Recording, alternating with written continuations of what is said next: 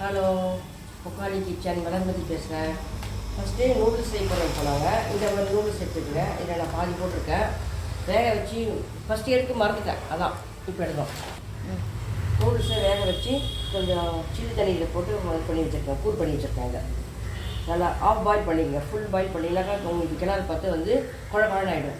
அதனால் இந்த மாதிரி பண்ணி வச்சுங்க. இதில் வேகத்துக்கு முன்னாடி தண்ணியிலேயே உப்பு கொஞ்சம் ஆயில் போட்டுட்டு அப்புறமா இது வேக வச்சு எடுத்துக்கணும். அப்போ ஒன்றோடு ஒன்று ஒட்டாமல் இருக்கும். அதுக்காக தான் இது. அப்புறம் வெஜிடபிள்ஸ்லாம் கட் பண்ணி வச்சுருக்கோம். 1 by 1 எண்ணெய் ஊற்றிட்டு பீன்ஸ் போட்டிருக்கேன். ஏன்னா ஹார்டான காயெலாம் ஃபஸ்ட்டு, அதுக்கப்புறம் வதங்கக்கூடாதுன்றதை லைட்டாக வதங்கினா போதும். குடமிளகா அதெல்லாம் மட்டும் கடைசியாக போட்டுக்கணும். பீன்ஸு, கேரட்டு, கோஸு, குடமிளகா. நான் ஸ்ப்ரிங் ஆனியன் இல்லை என்கிட்ட, அதனால் அது போடல. இருந்தால் போட்டுக்கலாம், நல்லாயிருக்கும். இப்போதைக்கு இது போட்டுக்கிறேன். 1 by 1 காட்டுறேன். பீன்ஸ் வெந்துச்சு, அதனால் பீன்ஸ் எடுத்து தனியாக வச்சுட்டேன். ஏன்னா அது கொஞ்சம் லேட்டாகும் வேகத்துக்கு. இதெல்லாம் சீக்கிரம் ஒன்று தனித்தனியாக வேகும். அது கொஞ்சம் அழுத்தமாக இருக்கிறதுனால கொஞ்சம் லேட்டாக வேகும். அது கேரட்டு சீவிட்டதுனால கொஞ்சம் சீக்கிரமாக வெந்துடும். தனித்தனியாக வேக வச்சு எடுத்து வச்சுட்டு அப்புறம் ஒன்றா போட்டு மிக்ஸ் பண்ணலாம். பார்க்கலாம். கட் பண்ணுதா? அந்த மாதிரி ஸ்டேஜில் இதை எடுத்துருங்க. எடுத்துகிட்டு அது கூட கொட்டி வச்சுக்கோங்க. போடலாம். இப்போது தோசை நீட்டாக கட் பண்ணணும். இப்படி கட் பண்ணிக்கலாம். சைடில் இருக்கிறதான் சின்ன சின்னதாக கட் பண்ணியாச்சு.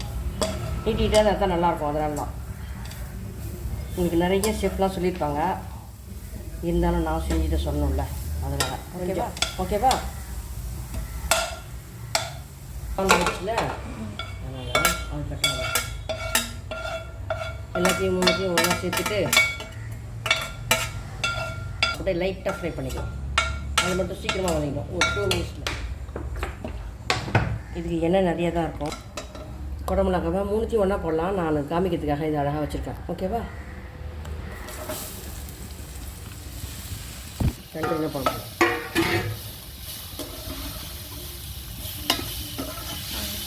டூ மினிட்ஸ் ஃப்ரை பண்ணிவிட்டு அது கூட மிக்ஸ் பண்ணிடலாம். குடமிளகா வதங்கிடுச்சு. எப்போவுமே இந்த கலர் சேஞ்ச் ஆகாத எடுத்துருங்க. அதை மட்டும் அதே சேஞ்ச் ஆகிடுச்சு. அதுக்குள்ளே இது கொஞ்சமாக ஃப்ரை பண்ணி இதை போட்டுக்கலாம். இப்போது நூடுல்ஸு லைட்டாக ஃப்ரை பண்ணிக்கலாம். ஏன்னா அதோட ஒன்று எனக்கு நிறையா போட்டு மிக்ஸ் பண்ண முடியாது, கை வலிக்குது. அதனால் தனித்தனியாக செஞ்சுக்கலாம்.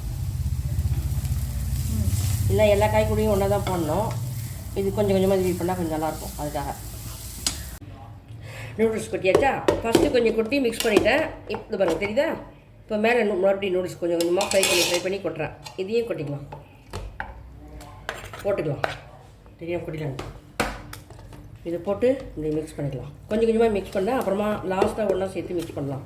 ஏன்னா எனக்கு தூக்கி குளுக்க முடியல, அதனால் இப்படி கொஞ்சம் கொஞ்சமாக செய்கிறேன். ஓகே, இப்போ ரெடி ஆகிடுச்சு. எல்லாம் சுட இருக்குது. போட்டு சாப்பிட்லாம்.